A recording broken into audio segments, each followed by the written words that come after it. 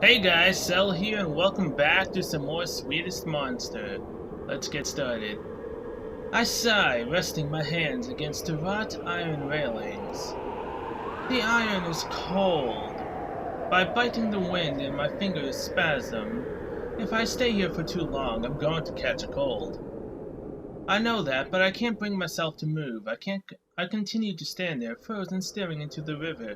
The water parts when it hits, the shopping trolley swirling about in circles. Ah, did I feel a spot of moisture on my head? Raining. The rain starts to fall from the sky in a fine mist, light and ephemeral. Well, not that ephemeral. I'm still getting wet. I should go. I've dallied here long enough. Lost in my self-indulgent thoughts, Sally might be getting worried. I doubt it. Then again, maybe not. There we go. I wonder. If I slipped and fell over the guardrail, would Sally mind? Oh God, don't. Would Melly? Maybe Arabella would, but I don't care what she thinks. Damn. Sally's right. I haven't been spending enough time with Melly. I've only ever seen her at dinner, when we sit together at the table, lost inside our own respective silences. Happy families. She doesn't talk to me, even look at me. I'm not sure why I called her Melody. It's a big name to live up to, with a lot of unspoken hopes and dreams mixed in. That was my first mistake. I turned, ready to set my wearied back home, when... Oh, what's... Guess who? Ah, it's a bell. My vision is suddenly obscured by a darkness even darker than that of the night sky. Breath glides across my ear and laughter, obviously female, dances about me. There is something pressed against my back, hands held over my ears. They're doing that childish game you see kids participate in the playground. I never thought I'd be on the receiving end of such a gesture. Who is it? How many young girls do I even know? Maybe it's one of my students, Miss Cartwright Enid? Perhaps, but Enid would never do something like this. She's far too shy. Not as shy as Melly, but shy enough. What about my other students? Then Laura? Jessica? Katya? No, and no again. Laura is quite the chatterbox, but she'd never be this informal with me. Jessica spends most of her piano lessons staring up at the ceiling. Katya's family is from Poland, and though she's fluent in English, she has quite a strong scent. The smelling your students? Really? It isn't those girls. Why would it be? I'm not that close to any of my students. Who else could it be, then? I think you've got the wrong person. Can you let go of me, please? I expect a sudden intake of breath, a frantic step backwards, a wide-eyed apology, but it never comes. The girl only giggles. Her hands remain stubbornly in place, unmoved. Oh no, I definitely don't. I know it's you. I'd know it even if my eyes were pecked out by crows. Crows? Even if we really do know each other, could you at least let me see your face so I can confirm it? But that's no fun! I want you to guess! I've always been bad at guessing games. Suit yourself, but that's so boring. The girl steps back, drawing her hands away from my eyes. And the big reveal. I turn, the wind and rain stinging my cheeks, and frown. I don't know what I'm expecting. For some reason my heart is beating just a little louder than usual. Adrenaline? It isn't every day you encounter a mysterious young girl on a bridge in the dark. The situation sounds like something from a novel. What kind of novel? I haven't decided yet. I'll make my mind up when I see her face. If she has long, black, and pale skin, it's probably a horror story. If she has blonde hair and blue eyes, maybe a romance. But as it turns out, the mystery girl is a mix of both. Horror and romance, alright. She's short, far shorter than me. Well, I knew that already, since I could feel her breath against the back of my neck when she held her hands against my eyes. But I still don't know who she is. At least, I don't think I do. There's something vaguely familiar about her face, the shape of her nose. the arc of her eyebrows, but those points are nebulous, difficult to pin down with any kind of clarity. Her hair is dark, cut into a neat bob, her eyes are bright green, and a small mischievous smile plays across her face, like a cat that's just caught a mouse. Will that make me the mouse? Yes, it would. For some inexplicable reason, I feel a chill go down my spine, and not because of the cold. There's something odd about this girl, but I can't quite put my finger on it.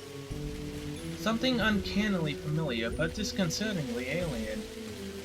But I don't know her. I'm sure I don't know her. If I'd met somebody with bright green eyes like that, flickering like halogen lamps, I think I would remember. Normal people don't have eyes like that. I'm sorry, but I really don't think we've met before. This must be some kind of mistake. And I already said that it isn't. I know you anywhere, Robin Hawkins. So she knows my name? How does she know my name? But she doesn't answer my question. She can't. I forgot to say it out loud. Good job. She takes one step forward and peers up at me. Her eyes are large, all-encompassing, like twin gas planets. My head starts to pound. I feel dizzy. I was waiting for you. I was waiting for you for such a long time. I want to tell you something. Something really important. Alright. I think I'm in love with you. Oh, damn! So saying, the girl stands on the tips of her toes and presses a soft kiss against my cheek. Her movements are so gentle and tender, I could almost kid myself into believing we're estranged lovers, reunited on this bridge for the first time in 15 years. That can't be. I don't know how old this girl is, but there's a good chance she might not even be 15 yet. As for myself, I've been married to Sally for longer than that. The thought of Sally is enough to pull me back to my senses, more effective than a slap across the face. I'm sorry, but... I take hold of the girl's shoulders, frighteningly bony, and push her away. She doesn't look surprised by my manhandling, woman-handling, teenage handling. Help me out here. Instead, she stares at me, eyes unblinking. To be honest, it's kind of unnerving. I can't deny that I'm flattered by the attention. What middle-aged man wouldn't be? But at the same time, I'm confused, anxious, and more than a little disturbed. What on earth was that all about? Why? Just who are you anyway? Don't you remember? I thought that might jog your memory. Not that we've ever kissed before. That would have been weird. I really don't know. One of my old students? Do you really usually let your students kiss you? Of course not. I would never do such a thing. Good. I'm so happy I'm the only one. I can get awfully jealous, you know. But, that doesn't help me out. I still don't know why. Alright, fine. I see we're not going to get anywhere without a bit of a push. Alright, what's the big push? She smiles, her eyes sparkling like precious jewels. First hydrogen planets, now jewels. This girl's eyes are an ever-changing mystery, a source of so many possible smiles, they've almost taken on mythic properties. Almost the eyes of a cat? It's inevitable. I've never seen a person with eyes like these before. In that case, there's just no way. How can that be possible? But it is. I step backwards, my back collides against the wrought iron railings, and cold seeps through my jacket into my skin. The girl stands in front of me, smiling coyly, as though she hasn't done something shocking. Oh? Cat ears and a tail, alright. Neko territory, fellas. They're growing right out of her scalp are a pair of ears, a set of twitching black ears lined with fur that tremble in the cold. Cat's ears. Cat's eyes. A cat's tail, too, peeking out beneath the hem of her dress. This must be a dream. This has to be a dream. A sudden kiss should have been enough of a giveaway, but the scene playing out before my eyes has transcended beyond the border of possible but improbable, and right into the congratulations, you've got insane territory. Dang. Maybe I've been outside longer than I thought. I must be cold. I'm seeing things. What other explanation is there? This can't be real. There's just no way. Do you know who I am now? Slowly, stupidly, I open my mouth and see the very first thing that comes into my head. Belle? The girl's face lights up, wreathed with smiles. That's right, I'm Belle, your great Aunt Clarice's cat. Of course that makes sense, doesn't it? It's Belle. She's come back to me to thank me for trying to save her, though she didn't need saving to begin with. That's just how the world works. Those who do good deeds will get rewarded eventually. I think there's something about it in the Bible. I don't know if there's anything about cat girls in there, though. Granted, I never paid much attention in RE at school, so I can't be sure. I'm no priest. Falling into that river during my formative years must have scarred me more than I thought. And yet, despite my belief that this must be some kind of near-death-induced dream, the girl, or Belle should I say, doesn't even flicker. She remains stubbornly solid, leaning her elbows against the iron railings as she stares out at the starry sky. If it weren't for the ears and the tail, she would look like an ordinary girl. An ordinary girl who kisses middle-aged men in the middle of the night. Well, I suppose that isn't so unusual. Not really. Lots of girls do things like that. Some even make livings out of it. Yeah. But this isn't the same. I know it's not the same. I'm not really a cat, you see. I can tell that much. Maybe you can now, but you were totally taken in before, right? You, your great Aunt Clarice, your parents, and everyone, really. It was a very convincing disguise, the best Halloween costume I have ever seen. Thanks. I managed to fool all you humans, but the other cats were less convinced. They must have known on some instinctive level that I wasn't one of their own. That's probably why they didn't like me, didn't want to come near me. That's true enough. Great Aunt Clarice's other cats, Smokey, Mittens, Snowdrop, Jasper, and Eric, never went near Belle. I always thought it was just a cat thing. What, to single out one or the other? My body was that of a cat, but I was more than that. I've always been more. You said all humans. Does that mean you're not human? How perceptive of you. She grins. And how many humans do you know that can disguise themselves as a black cat for years upon years? Maybe not a black one specifically. Uh-huh. You're funny. You're so freaked out right now, but you're trying hard to make jokes. I like it. Christ. I run a hand through my hair. It's damp and it clouds together in spikes. Water trickles down my forehead. This is ridiculous. How can a cat also be a girl? I don't understand. Don't try to understand, just love it. It's probably easiest to think of me as neither. I'm not a cat nor a girl. Then what are you? Words begin to flit through my mind. None of them are particularly flattering. Squamous? Eldritch?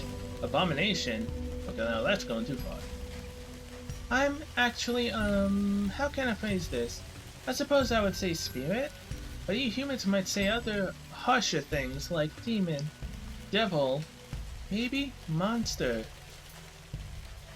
Monster? Not too far from abomination then, at least she didn't say elder god. I was taking on the form of a cat out of a necessity for a while. I didn't really want to, but I had no choice. I was too weak to assume a human form at the time, so I had to settle for something smaller. What do you mean you were too weak? I can't explain right now. It's a long and boring story. You probably wouldn't understand. Probably not. I can't even understand the made-up sci-fi jargon in Doctor Who. So how would I ever be able to wrap my head around something like this?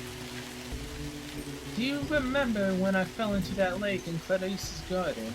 I wasn't paying attention, really lost in my own world. When you're a cat and you can't communicate with anyone, daydreaming is all you can do to pass the time. Of course I remember. I almost died.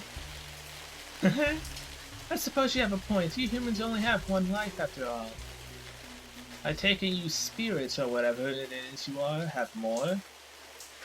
She taps a finger to her nose, that teasing smile flitting about her face. Now, that would be telling, and a woman has to have some secrets. I thought you said you weren't a girl.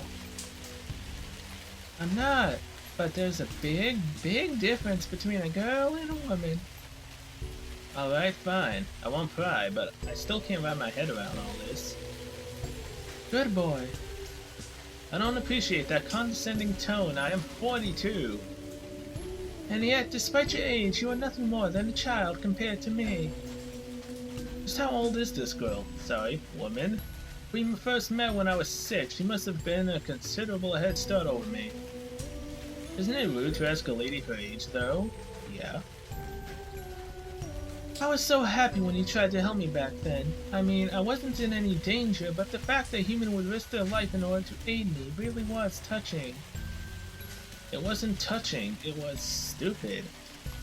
Don't be too hard on yourself, I appreciated it. People aren't very nice to us spirits, even when we masquerade as something else. Though they can never tell the difference, I think they can sense it.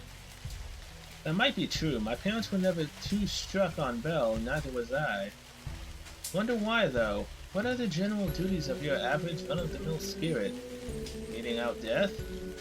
Burying souls? Heralding the apocalypse? If that's the case, it's no wonder people are suspicious of her. I vowed ever since that day, when I had regained enough strength to take on human form, I would find you and thank you. It became my mission, my reason for living, as it were. I'm flattered, but you don't need to go that far. But I did. At the time, I really did. I needed something to care about, something to strive for. I'd been a cat for so long I was almost beginning to lose my sense of self. I was starting to forget who I was, and that's very dangerous for a spirit. Beings like me can take on other forms whenever we want, depending on how strong we are, but if we remain in one form for too long, and forget about our true selves, we'll be stuck. I was this close. She holds up her thumb and forefinger. The distance between them is minute. Minute. Microscopic. To forgetting, to condemning myself to the life of a common house cat for the rest of my life. A life that would have ended far too fast. Cats can't live for nearly as long as spirits can. Now, I can't imagine they would be able to. Because what am I talking about? I have no idea what I'm saying. I've never met a spirit before, so I have nothing to compare this girl's words to and no way of verifying her statements. I'm just saying what I think she wants to hear. Trying to make her feel better. Over the course of the last 5 minutes, I've come to realize something. I don't like it when she frowns. I'm glad you tried to save me, Robin. It woke me up from my stupor. She shook by the shoulders, metaphorically of course, because cats don't have shoulders until all the lethargy accumulated over the years fell away. I'd almost begun to forget it was an act. I'd almost forgotten myself. You made me remember. You made me remember who I really am. You didn't save me from drowning, but you saved me in a different way. You saved my identity. You saved not my physical body, but my sense of self. That's why I want to thank you so much. I'd be nothing more than a dead kitty, a stone-cold cat carcass if it weren't for you. I wouldn't be able to talk, to cry, to laugh. I wouldn't even have opposable thumbs. Belle holds up her hands, bending each of her fingers in turn, like a child showing off an art project to a parent. So thank you. I can't thank you enough. Thank you from the bottom of my heart. She looks at me earnestly, her green eyes intense. I shiver. It feels like an invisible ghostly hand is brushing against every single vertebrae of my spine. Damn. I look away, flustered by her forthright honesty, and run a hand through my hair.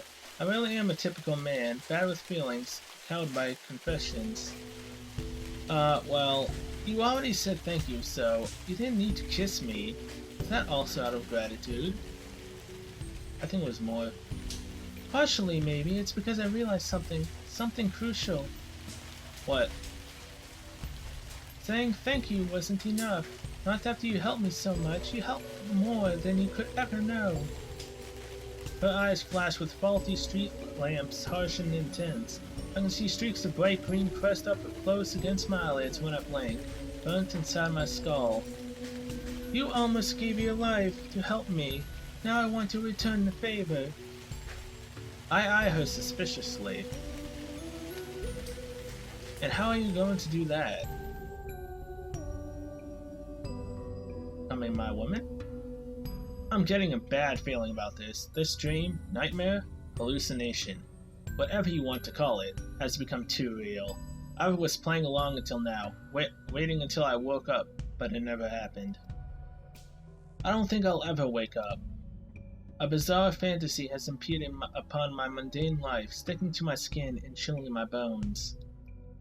It clings to me, one skinny arm threaded through mine and stares at me with big, round eyes. Penetrating. Her breasts are small, much like the rest of her body, but they feel soft, pressed against my arm. I don't know if she noticed, or was that her intention all along? Alright you guys, we'll find out what her intention was next time. See you guys in the next one. See you then.